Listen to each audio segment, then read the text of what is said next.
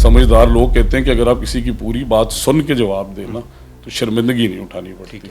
अब ये प्रोग्राम में चलाइएगा, कट ना कर दीजिएगा। आपने नहीं कहा अब गुजारिश, अब मेरी गुजारिश सुन लो यार, अब फिर अटैक कर रहे हैं। पिछले जो वजीर रहे मुराद राज साहब जी, उनके दौर में करप्शन हुई, वो अल्लाह को जवाब दें, वही होगी। आपने पकड़ा उनको? मैं नहीं पकड़ा। क्यों?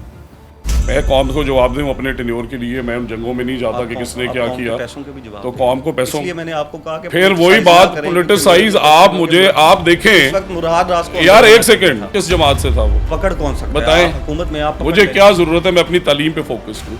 ये गलत है। नहीं, गलत नहीं है। मैंने ये कभी क्लेम नहीं किया कि मैं सुपरमैन हूँ। आप कर भी नहीं सकते या मैं आके एक साल में कुछ जादू, but you have team. But yes, यानी मैं आप हमें क्रेडिट तो दें ना, प्लीज ना करें। ये कभी पहले हुआ है? काम को पहले अप्रिशिएट, मैंने आपको कहा कि हमें ये तो क्रेडिट दें कि ये निजाम हम लाए हैं। मैंने पॉलिटिकल बात ही नहीं की। आपने कहा कि पहले वाले सिस्टम में ये चलता रहा। मैंने कहा कि मैंने एक वजीर के तौर पे अपने इख्तियार फगो की। ये कौन सा तरीका है कि आप टीचर्स की इंसल्ट करते हैं FB अकाउंट से? आप मिनिस्टर हैं, आपके पास पावर है, आप इन्वेस्टिगेशन करवाने के बाद बेशक सस्पेंड कर दें, बट ये धमकी देने वाला कौन सा तरीका? वो ये कह रहे हैं जी ये स्कूल है और इस स्कूल की सिर्फ बिल्डिंग छोड़ के ना बाकी हर जगह के ऊपर उसने ना अपनी सारी फसल उगा दी है। मुझे इनकी प्लीज़ कॉन्टैक्ट डिटेल्स दें और उन्हें कहें कि लेस देन 48 आवर्स में हमारी टीम्स वहाँ पे पहुँचेंगी। और ये स्कूल है गवर्नमेंट हाई स्कूल छंगा मांगा, ठीक है जी।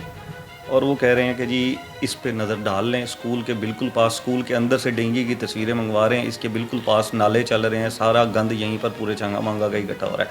ये मुझे मल्टीपल जो हैं वो वीडियोज़ उन्होंने भेजी हैं। आपका काम कौम की अखलाकी और फ़िक्री तरबियत है, फिर आप सियासी इख्तलाफ में एक खातून के ख़िलाफ़ नाजेबा इस्तेमाल करके नौजवानों को क्या पैगाम देना चाहते हैं?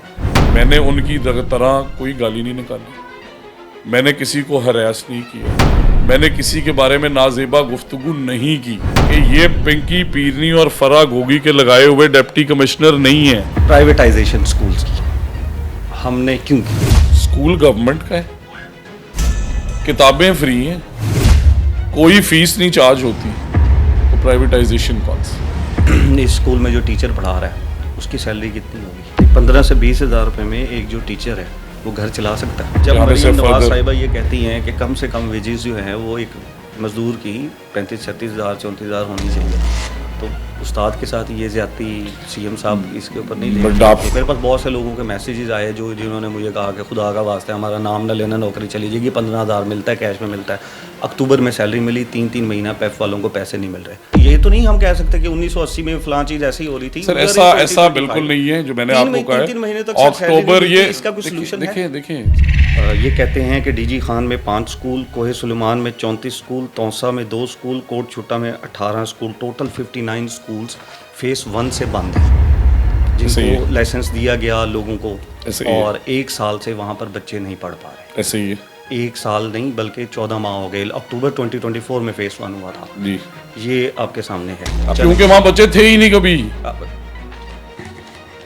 मैं उसी साइड का हूँ जी।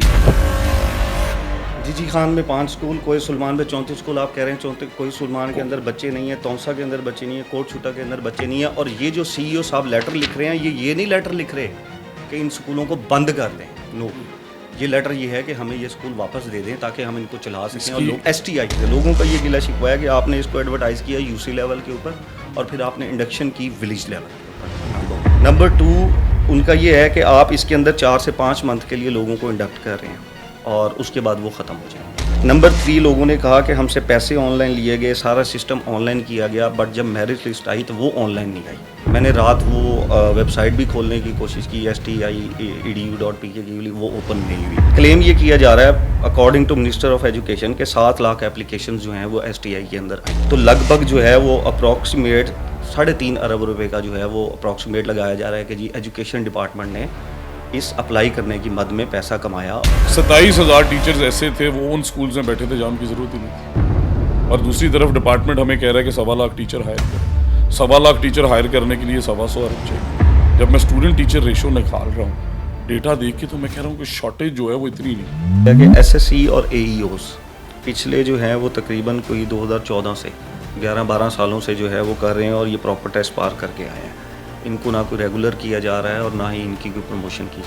ECE अर्ली जो चाइल्डहुड एजुकेशन, इनको मेरे ख्याल में आप ये जो केयर गिवर भी यही हैं, वो ये कह रहे हैं कि हमें 8,000 रुपये महाना दिए जाते हैं। राना साहब से पूछें 100 रुपये रोज़ाना का ट्रैवल लग जाता है, 5,000 का क्या करना है, जबकि इससे ज़्यादा मज़दूर लेता है। Rahman college of nursing and health sciences बिहाड़ी है, उसको यूनिवर्सिटी ऑफ हेल्थ साइंसेज ने डीएफिलिएट कर दिया है या ब्लैक लिस्ट कर दिया। पीपीएससी के थ्रू 2022 में सीट्स आई थी। सवाल ये किया गया पीपीएससी लेक्चरर जो है वो उनकी दोबारा सीट्स आएंगी या नहीं आएंगी। कह रहे हैं जी एमएससी आईटी बीएसआईटी जो है वो करके पीएचडी लगे हुए हैं लोग 2012 से। आप जो है वो आईटी के अंदर जो है वो स्कूल्स के अंदर आईटी को प्रमोट कर रहे हैं, लेकिन लोग जो है वो 13 सालों से एमएसआईटी बीएसआईटी करके वहाँ पर खड़े हुए हैं। ना उनकी वहाँ पर कोई प्रमोशन है और ना उनकी कोई रेगुलेशन है। आफ्टरनून स्कूल में पिछले 5 साल से तनख्वाह 15,000 है। पिछले 5 साल में महंगाई कितनी बढ़ गई है। अब मैं पिछले साल फरवरी में तनख्वाह मुझे मिली थी, फिर तनख्वाह नहीं मिली। कटौती अलग से होती है, डराया अलग से जाता है।